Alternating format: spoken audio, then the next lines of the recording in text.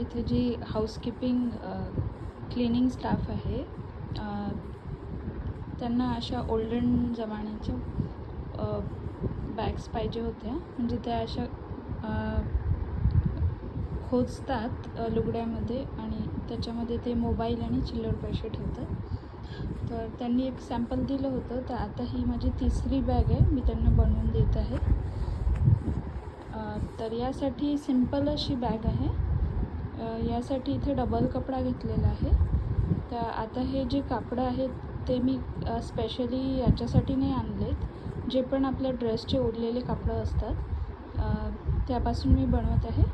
तर इथे तुम्हाला 2 कापडं जॉईन करून हा पहिला भाग बनवावा लागेल आणि मग हा एक आतला भाग आहे, इथे पण 2 कापडं जॉईन करून बनवावं लागेल आणि हा एक भाग आहे, हा पण 2 कापडं जॉईन करून बनवावं लागेल. तर माझ्याकडे जेवढे पण अवेलेबल कपडे होते त्यांचा मी वापर केलेला आहे.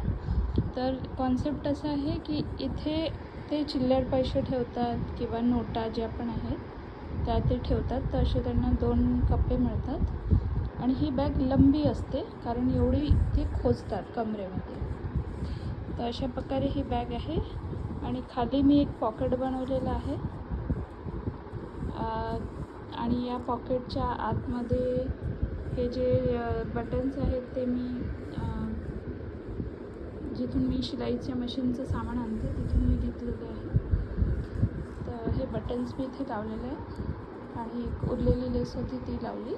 तर हा जो कप्पा आहे इथे ते मोबाईल फोन वगैरे ठेवतात. कारण जसा त्यांना फोन आधी येतो सोसायटीच्या मॅनेजरकडनं, तर इथून ते पटकन असा मोबाईल काढतात आणि बोलतात आणि मग परत मोबाईल ठेवतात आणि पैसे आतमध्ये असतात. तर ते पैसे इथपर्यंत राहतात, खाली जातात इथपर्यंत. तर ते पैसे पडण्याची संभावना नसते.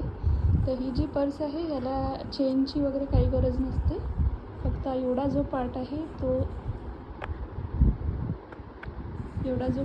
तो असा कमरेमध्ये ते लोक फसवतात आणि हे पडत पण नाही.